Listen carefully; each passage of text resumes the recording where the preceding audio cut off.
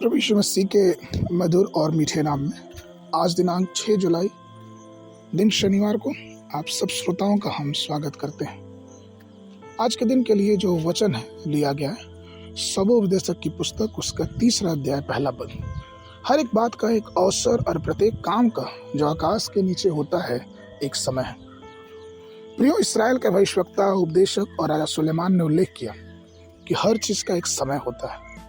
उन्होंने 28 अलग अलग ऐसे समयों अवधियों का उल्लेख किया है, जिसमें से कुछ ऐसे हैं कि जैसे जन्म लेने का समय, मरने का समय, बोने का समय और बोहियों को उखाड़ने का समय और फाड़ने का समय, सिलने का समय, हर प्रकार के समयों का उन्होंने वर्णन किया है। हालांकि कई मौसम हैं, लेकिन एक खास मौसम होता है जिसमें हम, या फिर ऐसे कह सके एक ऐसा खास समय होता है जिसमें हमारी मुलाकात प्रभु यीशु मसीह से होती है। वह समय जिसमें हमें उद्धार की पूर्ति होती है, वो समय जिसमें पवित्र आत्मा हमारे अंदर में एक पुनर्जीवन डालता है। एसाव के दिए हुए अनुग्रह के समय में सभी पलों को एसाव ने खो दिया। अर्थात जब इसहाक ने कहा तो वो उसके लिए एक समय था जब वो सारी आशीषों को पा सके, लेकिन उसने थोड़ी देर कर दी, या फिर यूं कह सकते हैं कि याकूब ने उसको धोखा दिया।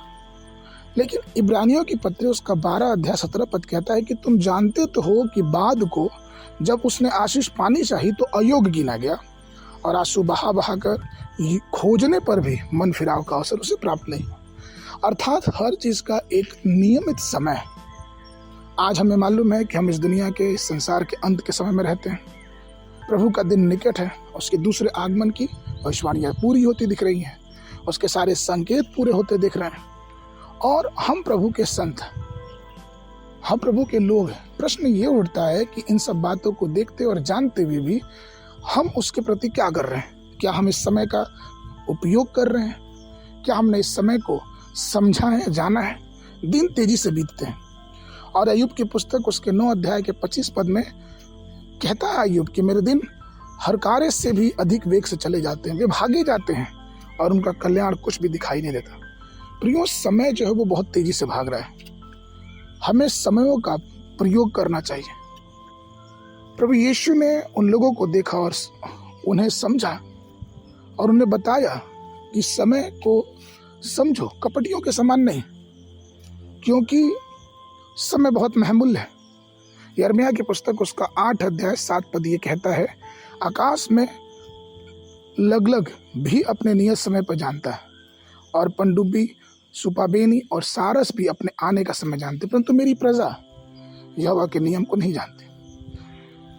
प्रियो, हम चूंकि परमेश्वर के लोग, हमें हर पल का भरपूर सदुपयोग करना चाहिए। हम ये ना भूलें कि ये समय एक दिन बीत जाएगा, इसीलिए उस समय का उपयोग करें, उस आशीषों का उपयोग करें जो परमेश्वर ने हमें दिया है।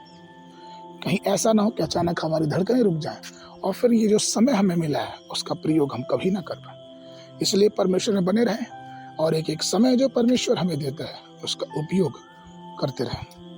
आज के मनन के लिए प्रकाशित वाक्य की पुस्तक उसका 10 अध्याय 7 पद। वरन 7वें स्वर्गदूत के शब्द देने के दिनों में जब वह तुरही फूंकने पर होगा तो परमेश्वर का गुप्त मनोरथ उस सुसमाचार के अनुसार जो उसने अपने दास भविष्यवक्ताओं के द्वारा कहा था पूरा होगा।